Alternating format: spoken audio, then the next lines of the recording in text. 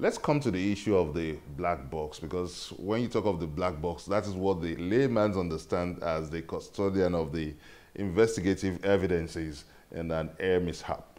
But when you consider the fact that the issue of missing black box, that is really weird.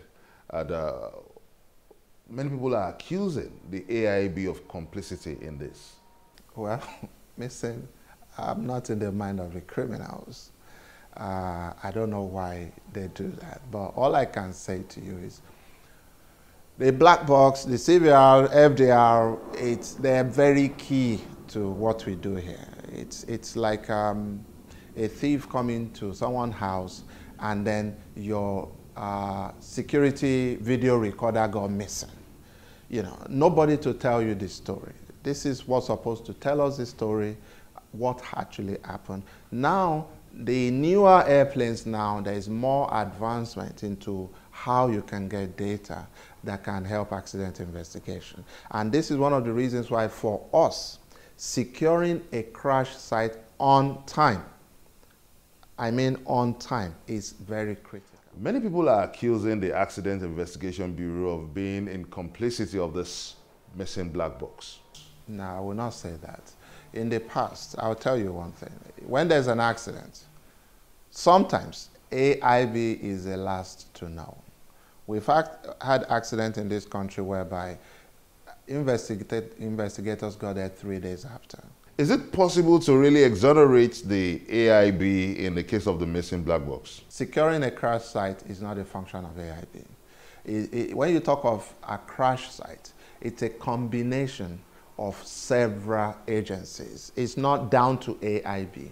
And this is the same reason why I met with the Inspector General of Police, I've met with the DG NAMA, I've met with the Chief of Air Staff. We need to synergize. We need to come up with an MOU. Some of these agencies are not responding. Now let's come to the Dana air crash of 2012, which claimed about 153 lives.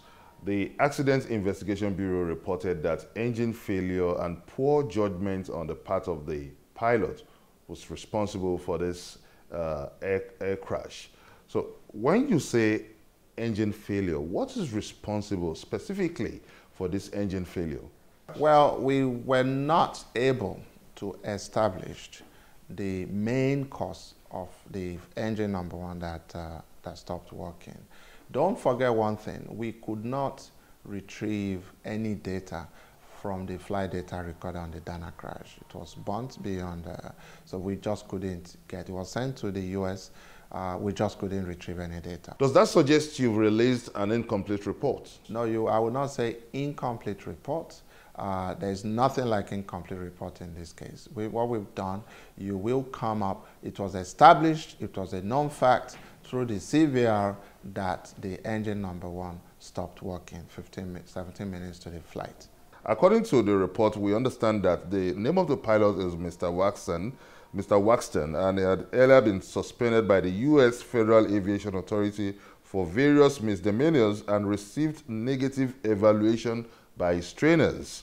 And we also understand that Dana Air and Nigeria Civil Aviation Authority fell woefully short of discharging their supervisory and regulatory responsibilities. Do you agree with these reports? Well, ours is not to apportion blame. You have to understand that first. But like I said, ours is to state the facts the way it is. There are a lot of safety recommendations that have gone out on Dana from the interim to the final safety report. NCAA had about 2 or 3 safety recommendations which they had to comply. They've complied. Dana as an airline, they've complied with all the safety recommendations, including, what else again?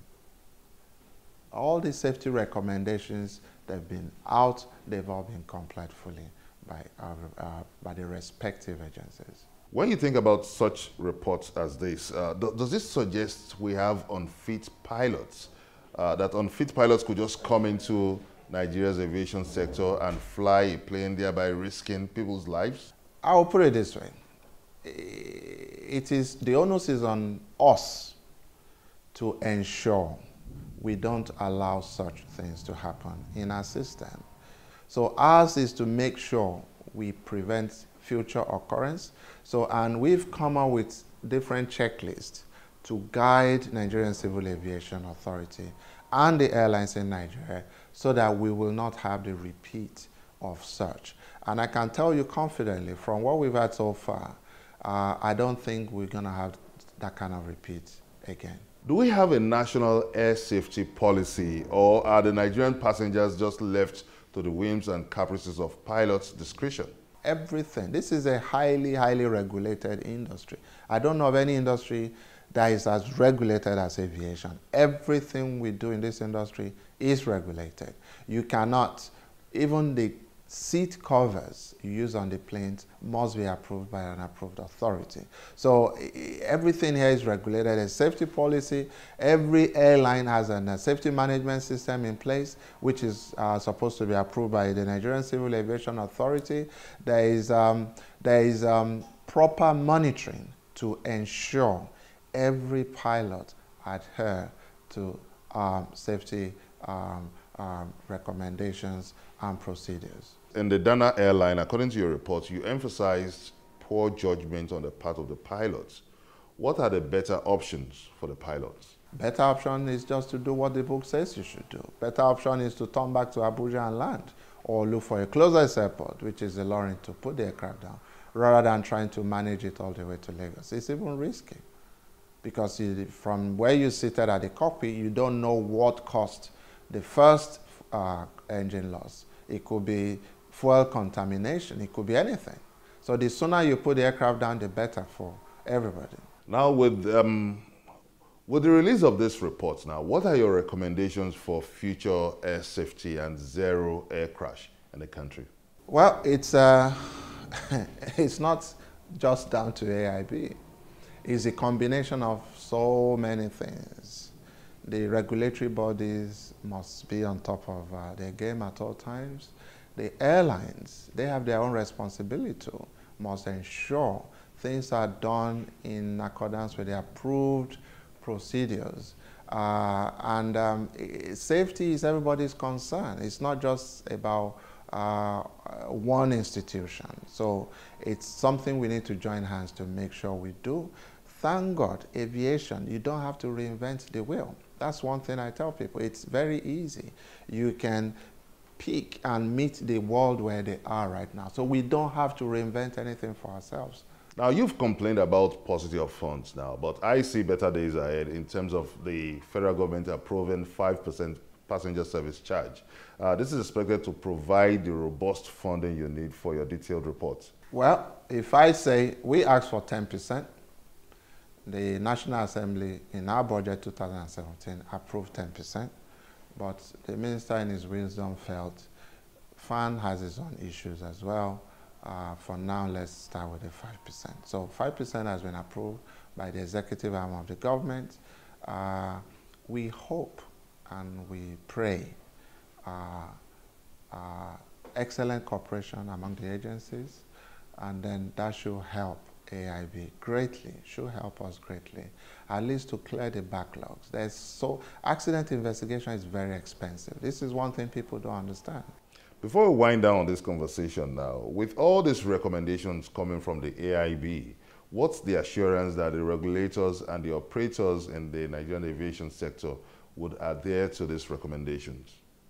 Well, that is, we have a unit under our operations and engineering department. Their own is to ensure, to follow up on all these recommendations. So in terms of enforcing safety recommendations, we have to do what we can to make sure they are all enforced. The Commissioner, Accident Investigation Bureau, Engineer Akinola Teru, thank you so much for making our time to be part of this episode of Question Time. Thank you very much indeed. Thank you very much. Thank you. And that's it on this episode of Question Time. What's your take on accident investigation in Nigeria? Send us your comments on our various social media platforms showing on your screen. Join us next week for a fresh episode of the show on Channels Television. Many thanks for watching. I'm Benga Ashiru. Bye for now.